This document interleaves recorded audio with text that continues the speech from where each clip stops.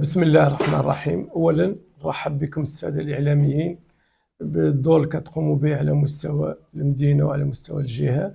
واليوم استدعينا المنابر الإعلامية نظرا لأن كملنا السنة من العمل اللي باش نبدأ لكم من البداية.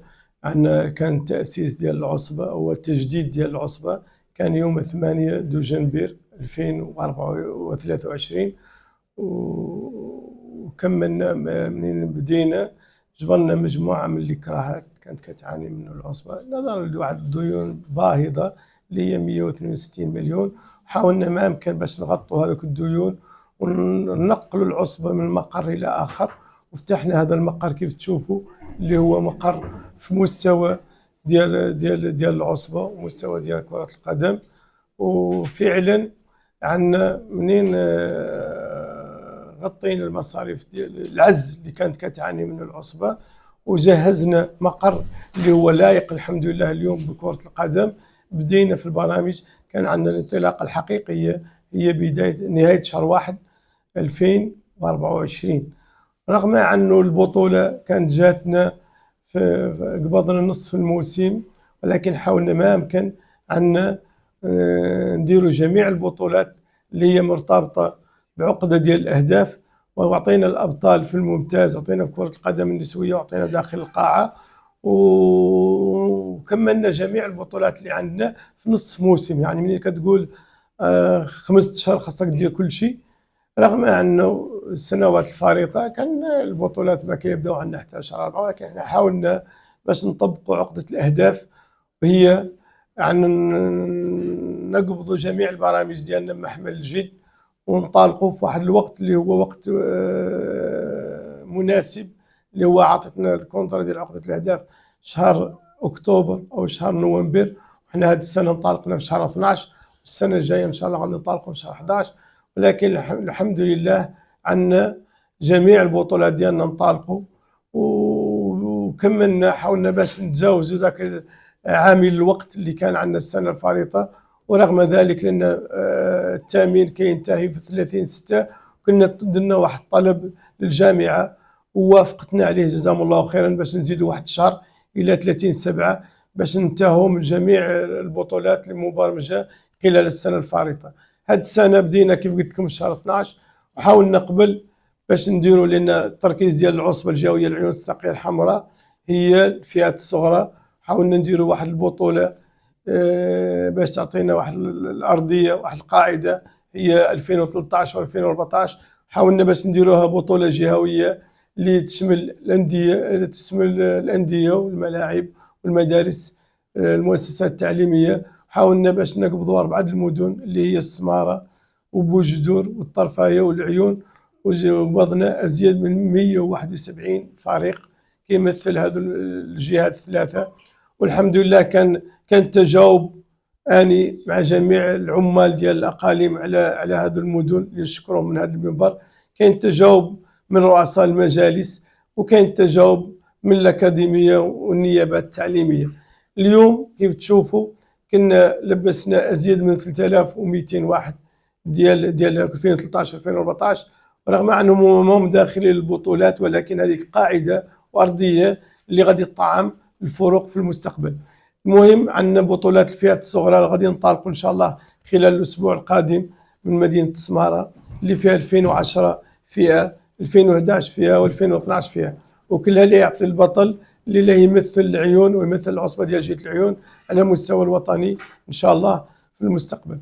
المهم عندنا نشكروا من هذا المنبر جميع العمال اللي كانوا فتحوا لنا ابواب ديال بيرواتهم وتواصلوا معنا ولمسوا فينا نوع من المصداقيه اللي غادي تخلينا باش ان شاء الله اي مطلب ينطلبوه الا وغادي يتحقق.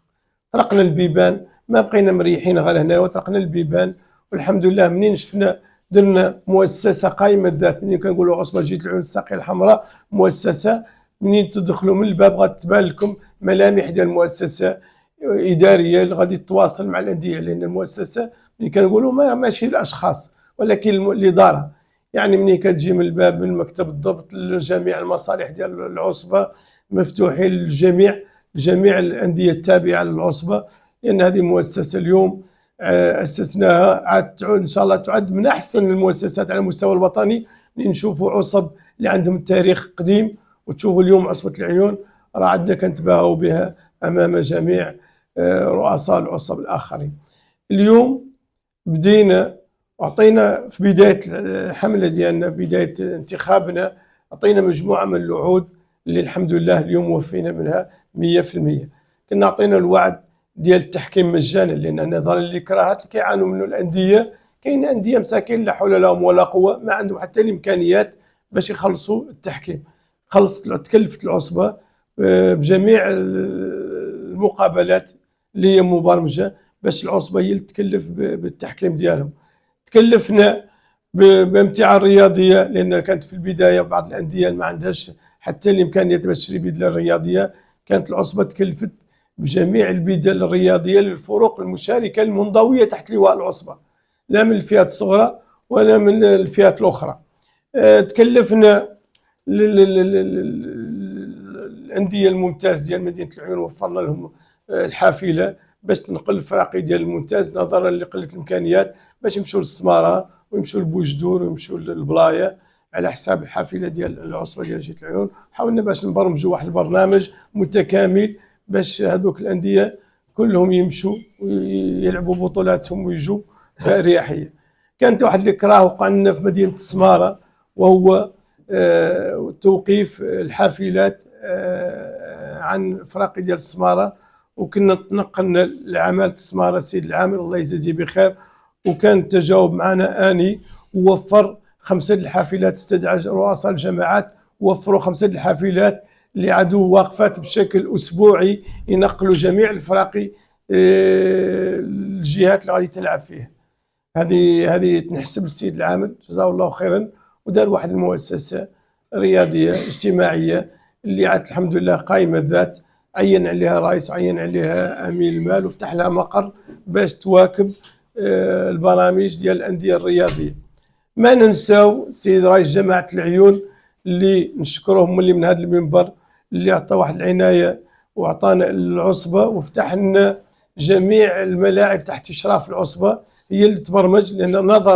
لأن بدل ما يجي واحد ما عنده علاقة بالبرامج ديال العصبة ويجي يدخل ويغطي على البرامج ديال العصبة، حاول باش يعطوا الطريقة ديال التوزيع ديال الحصص عن طريق العصبة، وكان الجميع الحمد لله مستفاد بناء على كلها. فاش الهوات والممتاز ممتاز والأقسام الشرفية راينا جايينهم، بالإضافة اللي غادي تنطلق واحد البطولة كبيرة ديال الفئات الصغرى اللي فيها واحد العدد كبير، والمشاركة كتكون لجميع الأندية باش يشاركوا في هذه البطولة، باش نهار إن شاء الله من هون للمستقبل ما تلاقي عندنا إشكالية ديال جلب اللاعبين، وإنما احنا إن شاء الله لنتم نطعموا الفرق ديال الشمال من هون من الأقاليم الجنوبية إن شاء الله، لأن عندنا واحد المشتر كبير وعندنا لعابة اللي قالوا كلمة ديالهم لا على مستوى الوطني في الفرق الوطنية ولا داخل المنتخبات، ولا كاع عندنا لعابة اللي مشاو الفرق دولية. وهذا يرجع بالدرجة الأولى لهذه البنية التحتية المتوفرة في مدينة العيون اللي تشجع جميع الأطفال ديال أولاد الساكنة باش يستفادوا من هذه الملاعب. وإن شاء الله نقولوا احنا خاصنا غير واحد شوية ديال المواكبة كعصبة باش نواكبوا هذه البرامج، وإن شاء الله دابا الخدمة بدات ونتحاسبوا على، لأن عام كان العام ديال الأول هو عام ديال نقادوا امور العصبه، وطريق الحمد لله مرقنا للبرامج مرقنا للعمل، ونحاسبوا عليه من هون لقدام الى ما قلنا ما عدلنا ذاك اللي احنا صالح لنا ما يمكننا باش نواصلوا العمل ديالنا داخل العصبه. المساله الثالثه وهو كان عندنا واحد المعضله واشكاليه هي ديال الدعم المادي لجميع الانديه وجميع كيعانوا منه.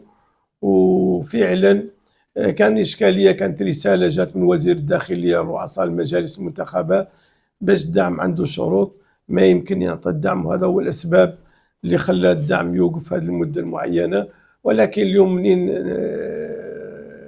تواصلنا مع السيد الوالي ومع السادة رؤساء المجالس المنتخبة والسادة العمال، وصلنا النتيجة أنه هذه السنة إن شاء الله غادي يكون سنة ديال الدعم، وغادي نعودوا هاك الساعة نديروا دفتر التحملات كيد شارج ديال كل فريق، كل فريق شنو غادي يعطي وشنو، يعني خاصنا نتحمل المسؤوليه ديالو، ما لنا وما ما علينا. يعني ملي كنقولوا كلمه قدام المجالس وحنا عندنا نوع من المصداقيه، خاصنا نوفوا بالوعد ديالنا وكون على اليقين الجميع خاصو يتحمل المسؤوليه، ونغيروا ديك الصوره وديك الفكره اللي كانت على الرياضه ولا على الانديه ديال كره القدم بصفه خاصه. ولكن احنا نقول ان شاء الله راه شيء ما يمكن فرد يغير جماعه، ولكن الجماعه تغير الفرد. وحنا غادي نمشوا واحد الاستراتيجيه، وحنا الحمد لله اليوم مقبلين على كاس افريقيا وكاس العالم، وهذا جاء بناء على التوجيهات المولويه الساميه ديال صاحب الجلاله، وبالاخص في مناظره ديال 2008 ديال الصخيرات كان عطى خطوط عريضه للجامعه الملكيه والرياضه بصفه عامه. وسي فوزي لقجع رئيس الجامعه قبض الامور بمحمل الجد، وهي النتيجه اليوم. المنتخب المغربي احتل الرتبه الرابعه على المستوى العالمي، وكرة القدم النسوية وصلت المبتغى، كرة القدم داخل القاعة وصلت المبتغى. والحمد لله اليوم أقل من 2017 وأقل من 2020 هذا كامل عاطي النتيجة. وعاد اليوم المغرب في واحد المرتبة اللي مات لا يقد يرجع اللور. يعني خاصنا احنا نواكبوه، خاصنا نمشوا معاه في نفس الطرح اللي ماشي فيه الجامعة، وخاصنا ننساو الخلافات الشخصية وننساو الأمور اللي هي ما تمس بالكرة بشيء. كرة القدم هي الأصل، وكرة القدم خاصنا احنا اليوم كنطالبوا في الجهة ديال العيون الساقية الحمراء باش يعود عندنا فوق أكثر من فريق على مستوى النخبة، وعندنا الأرضية خاص العمل ينضاف قباله ونزاد إن شاء الله، ونديروا القاعدة ديال الفئات الصغرى باش إن شاء الله نوصلوا للمبتغى ونحققوا كاس العالم. مادام كاس العالم عندنا ان شاء الله وكاس افريقيا عندنا، خاصنا نحققوا البطولات بجوج، لا كاس افريقيا ولا كاس العالم. ونتمنى ان شاء الله باش نعودوا عدلنا ذاك اللي احنا كنا مخططين له، الاستراتيجيه اللي كنا دايرين نعودوا وصلنا لها ان شاء الله، ونعودوا تغلبنا على جميع الكراهات اللي كنا كنعانوا منها وكانت كتعاني بها كره القدم. واليوم نقول لكم الحمد لله الامور كامله ماشيه في الطريق الصحيح، ونتمنى ان شاء الله باش الجميع يواكب القطار، لان القطار في الطريق الصحيح. ونتمنى التوفيق للجميع، ونتمنى ان شاء الله باش الفرق ديالنا اللي غادي يلعبوا البرجات يطلعوا يحققوا الهدف، ولا من الممتاز، لا كرة قدم نسوية ولا داخل القاعة ولا الفئات الصغرى. وحنا رانا مولي مقبلين على منتخبات اللي نديروهم 2017 و2019 باش يلعبوا بطولات بين العصب. ونتمنى ان شاء الله من خلال هذه الثوره اللي عرفتها كره القدم على مستوى العصبه وعلى مستوى الجهه، ان شاء الله تعود عندها نهايه، وهي الهدف اللي احنا نتمناه كاملين هو انطلاقه ديال جميع الفراقي وحصول على فراقي في المستوى ان شاء الله اللي يقولوا الكلمه ديالهم. ونتمنى ان شاء الله من هذا المنبر باش منتخباتنا لا في منتخب ديالنا الوطني لا في كاس افريقيا ولا كاس العالم يحقق الهدف اللي احنا نترجاوه كاملين. وما ننسى عنه ان شاء الله، نقول لكم من هذا المنبر عنه ان شاء الله المغرب من خلال هذه البنيه التحتيه المتوفره على المستوى الوطني من 2000 ان شاء الله و30 غادي يعود مغرب ثاني ان شاء الله، اللي هو يعود قبله لجميع الدول ان شاء الله، وبالاخص تربح ان شاء الله من هذه السياحه المغربيه اللي عاد الحمد لله جميع الدول عادوا كيجوا للمغرب ويعرفوا المغرب من خلال كره القدم على المستوى الدولي وعلى المستوى الافريقي. شكرا.